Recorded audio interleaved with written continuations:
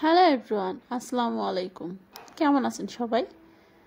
আশা রাখি সবাই সুস্থ আছেন, ভালো আছেন। আলহামদুলিল্লাহ, আমরাও বেশ ভালো আছি।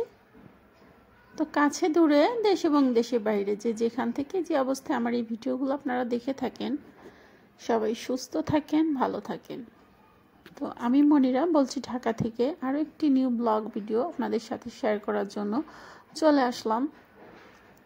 এটা হচ্ছে সকালবেলা, সকাল বলতে কি 10টার দিকে। এখন তো শীতের সকালটা একটু দেরিতেই শুরু হয়, হয়তো উঠা হয় ঘুম থেকে 6টার দিকেই, কিন্তু দরজা জানালা খোলা হয় কিন্তু একটু পরেই, 10টার দিকেই খোলা হয়। তো এখন হচ্ছে আমি চলে আসছি রান্নাঘরে, তো নাস্তা বানানোর জন্য। এইখানে হচ্ছে ফুলকপি আর নতুন আলু দিয়ে একটা ভাজি করে নিচ্ছি রুটি দিয়ে খাওয়ার জন্য। তো এই মিক্সড ভাজিটা আমার কাছে কিন্তু ভীষণ ভালো লাগে। আমি এই ভাজিটা প্রায়ই করে থাকি শীতের সিজনে।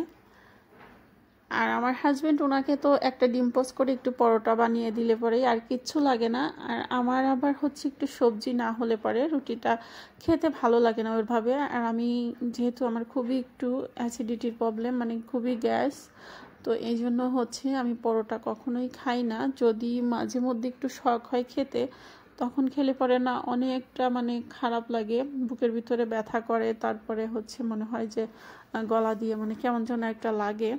তো এই জন্য আমি রুটিটাই বেশি খাওয়া হয়। তো আজকে হচ্ছে আমার হাজব্যান্ডের অফ ডে ছিল, মানে এই ভিডিওটা যেদিনকে আর কি। তো আমার খুব খেতে ইচ্ছা করতেছিল হচ্ছে গরুর গোশত দিয়ে ভুনা খিচুড়ি। তো ফ্রিজে গোশত ছিল কোরবানির, তো আমি বললাম যে আমি একটু ফ্রেশ গোশত দিয়ে খিচুড়িটা রান্না করব। তো পরে হচ্ছে উনি নিচে যেয়ে গোশত নিয়ে আসছে, তো আমি কিছু পরিমাণ তুলে রাখছি। আর অল্প করেই এখানে হচ্ছে নিয়েছি খিচুড়ি রান্নার জন্য। যেহেতু সবসময় বলে থাকি যে কমন কথাটা, আমরা মানুষ হচ্ছে 2জন, বাবুটা খেতে পারে না এখনও। তো এই জন্য হচ্ছে খিচুড়ি তো বেশি রান্না করলে মানে রেখে খাওয়া যায় না। গরুর গোশও কিন্তু জাল করে করে 1-2 দিন খাওয়া যায়, কিন্তু খিচুড়িটা কিন্তু এরকম খাওয়া যায় না। আর এখানে একটু তেলের পরিমাণটা আমি বেশি নিয়েছি, কারণ খিচুড়িতে কিন্তু পোলাওয়ার চালের যে খিচুড়িটা আমাদের দিকে, মানে আমাদের অঞ্চলে বিয়েবাড়িতে কিন্তু সকালবেলা পোলাওয়ার চাল হোক বা ভাতের চাল হোক দিয়ে সকালে একটা খিচুড়ি করে, এই গরুর গোশ আর তেল আর কলিজা দিয়ে অনেক খেতে ভালো লাগে। তো আমার ওই টাইপের একটু খেতে ইচ্ছা করতেছিল, তো সেরকম করেই আমি এখানে রান্নাটা করে নিয়েছি।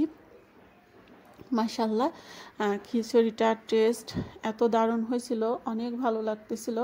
তো আমার ফোনের আবার একটু সমস্যা কি, যে হলুদ কালারটা ঠিক মতো ওইরকম ভালো আসে না, কেন যেন একটু ফ্যাকাশে হয়ে যায়।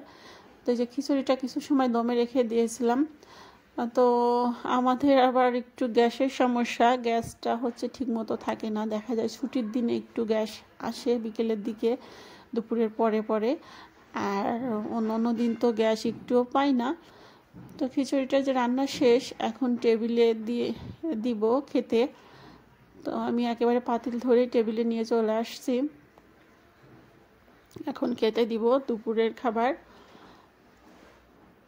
তো যেরকম ঝরঝরা হয়েছিল, খেতেও কিন্তু ওরকম ভালোই হয়েছিল। এখানে হচ্ছে আমি সামান্য পরিমাণ মুগ ডাল আর হচ্ছে একটু মসুরের ডাল দিয়েছিলাম। তো পুরো রান্নাটা তো ওইভাবে শেয়ার করতে পারি নাই।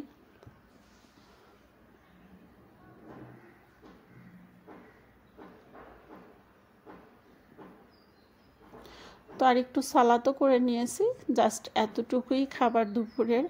তো তারপরে হচ্ছে দেশের বাড়ি থেকে আসার সময় আমি বেশ কিছু মাছ নিয়ে আসছিলাম।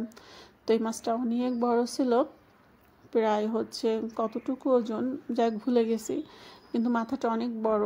তো আমি ফেসবুকে বা হচ্ছে ইউটিউবে অনেক ভিডিও দেখি, অনেকে মাথা মানে এভাবে অনেক আস্তা করে রাখে, কিন্তু চলটা রেখে দিলেও কিন্তু আমি ভিতরের যে ফুলকা টুলকা আছে ওইগুলো আমি একেবারে আঙুল দিয়ে বের করে ভালো করে নখ দিয়ে মানে ভিতরে এতভাবে ধুয়ে নিয়েছি, উপর থেকে মনে হচ্ছে যে হয়তো ভিতরে ধোয়া না, কিন্তু আমি একেবারে ভিতরে ভালোভাবে কষলে কষলে ধুয়ে ভিতরে যে ফুলকাগুলো থাকে ওইগুলো আমি ফেলে দিয়েছি। আর তো এখানে যে ইসের মানে লোহার কড়াইটাই নিয়েছি যাতে করে লেগে না যায়। তো নিচের পাটটা হচ্ছে একটু ধরে রাখতেছি যাতে করে ওই পাশটা একটু ভালোভাবে ভাজা হয়। তো এটাও খেতে বেশ ভালোই হয়েছিল। আমাদের একটু পরিমাণ তরকারি হইলেই আর কি খাওয়া হয়ে যায়।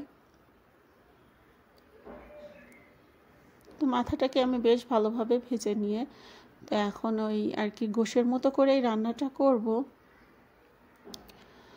তো যারা আমার ভিডিওগুলো দেখে থাকেন প্লিজ ভিডিওটি দেখার শুরুতে একটা লাইক দিয়ে ভিডিওটি কন্টিনিউ করবেন। আপনাদের কাছে লাইক না চাইলে তো একেবারেই পাওয়া যায় না। তারপরেও হচ্ছে আমার ভিডিওটার আগে বেশ আলহামদুলিল্লাহ ভালোই টুকটাক রিচ ছিল নতুন চ্যানেল অনুযায়ী। তো এখন কি যে হয়েছে আমি বুঝতেই পারতেছি না, একেবারেই আমার চ্যানেলটা মনে হচ্ছে যে শেষ হয়ে গেছে। মাত্র 16 জন 15 জন 20 জন এরকম ভিউ হচ্ছে, কেন এরকম হচ্ছে আমি বুঝতে পারতেছি না। আগে আমি কাউকে কমেন্টও করতাম না, আমাকেও কেউ কমেন্ট করতো না। হ্যাঁ, আমি অনেক আপুদের ভিডিও দেখি, সব সময়ই দেখি, কিন্তু কম বেশি আমি ওনাদের কমেন্টটা আমার একটু আলসামি লাগে দেখে ওইভাবে আমি কাউকে কমেন্ট করি না। তো এখন হচ্ছে ভাবছি যে সব আপুদেরই আমি ভালোভাবে একটা কমেন্ট করব, কারণ হয়তো তারা ভাবে আমি তাদের ভিডিওটা দেখি না, আসলে আমি ভিডিও কিন্তু দেখি। তো এই জন্য ভাবছি যার ভিডিও যখন দেখব ভিডিও অনুযায়ী কমেন্ট করব। আর আপনারা যারা আমার ভিডিওতে কমেন্ট করেন প্লিজ ভিডিও রিলেটিভ কমেন্ট করবেন, তাহলে আমি বুঝতে পারবো যে আপনি আমার ভিডিওটা দেখছেন। তা না হলে কিন্তু আমি বুঝতে পারবো না যে আপনারা আমার ভিডিও দেখছেন কিনা। ভিডিও অনুযায়ী কমেন্ট করবেন। তো সবাই সুস্থ থাকবেন, ভালো থাকবেন, আল্লাহ।